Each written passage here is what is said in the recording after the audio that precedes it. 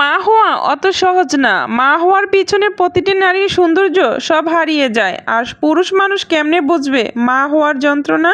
Hello everyone, আসসালামু আলাইকুম। কেমন আছো তোমরা সবাই? আশা করি ভালো আছো। আজকে একটি নতুন ভিডিও নিয়ে এসেছি। তো বাবার বাড়ি থেকে রান্নাবান্না থেকে আজকে সব কিছু তোমার সাথে শেয়ার করব। আর মেয়েদের নিয়ে কিছু কথা বলবো।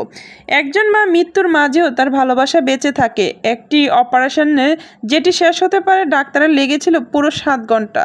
অস্ত্রোপচারের টেবিলে শুয়ে থাকা মা, তার পাশে সদ্য জন্মানো একটু শিশুকে প্রাণ, আর অপারেশন শেষে ডাক্তার নিজে দাঁড়িয়ে কাঁদছেন। এই মা ছিলেন একটি ভয়ঙ্কর রোগের রোগী। 11 বছর ধরে ডাক্তাররা বলছেন আপনি মা হতে পারবেন না, আপনার জন্য এটা ঝুঁকিপূর্ণ। কিন্তু তিনি চেয়েছিলেন একবার হলেও মা বলে কেউ আমাকে ডাকুক। হয়তো বাঁচবেন সন্তান, হয়তো বাঁচবেন তিনি।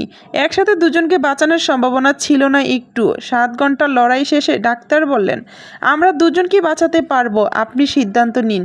আপনার জীবন নাকি আপনার সন্তানের জীবন? মা কোনো চিন্তা ছাড়াই বললেন আমার জীবন নিয়ে যাক, কিন্তু আমার সন্তান আলো দেখুক।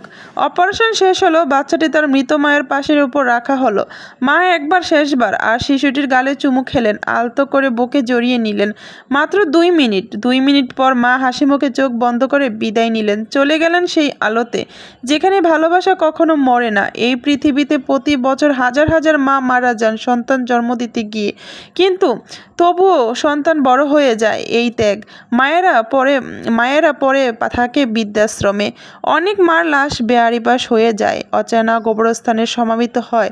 কোনো চোখের পানি পর্যন্ত পড়ে না তাদের ওপর। মায়ের ভালোবাসার কোনো গল্প নয়, এটা পৃথিবীর সবচেয়ে সত্যি বিসর্জন। প্রভু প্রত্যেক মানুষকে সেই বোধ দান করুক, যাতে সে বুঝতে পারে মায়ের মতো মহাশক্তি, মায়ের মতো ত্যাগ এই পৃথিবীতে আর কেউ নেই। মা তুমি আলো, মা তুমি জীবন, তুমি চিরন্তন। প্রত্যেকটা মাকে আল্লাহ তাআলা ভালো রাখুক। আজকে আমি রান্না করব মুগ ডাল দিয়ে মাছের মাথা। বিশাল সাইজের বলাই যায় মাছটাকে, এত বড় যেটা আমার হাজবেন্ড কি বলবো যে একটু কেটেও আনে নাই। এত কষ্ট হয়েছে মাছটাকে কাটতে। তারপরে এই পুরোটাই কিন্তু এই বড় মাছের মাথাটা, তো বলতে গিয়েও আমি হিমশিম খেয়ে যাচ্ছি। তো এইটা কিন্তু মাশাআল্লাহ অনেক সুন্দর করে রান্না করেছি, তো খুবই ভালো লাগছে। রুটি বা ভাতের সাথে খেতে ভালোই লাগছে। আমি বিশেষ করে খালিই খাইছি। তো কেমন লাগলো আমার কথাগুলো আর আমার ভিডিওটা কেমন লেগেছে তোমার কাছে, অবশ্যই তোমরা কিন্তু কমেন্টে বলে যাবা। আমার উকিল মা এত সুন্দর করে কাঁথা সেলাই করে, মানে তার প্রত্যেকটা কাঁথা জাস্ট চোখে নজর কাড়ার মতো। তো কাঁথাটা যে আমি একটু ভিডিও করলাম, কিন্তু আমি উল্টা সাইড করে ভিডিও করেছি। কি বলবো, মাঝে মাঝে মনে হয় মাথাটা ঠিক থাকে না। তো অবশ্যই ভালো লাগলে লাইক কমেন্ট শেয়ার করে পাশে থাকবা।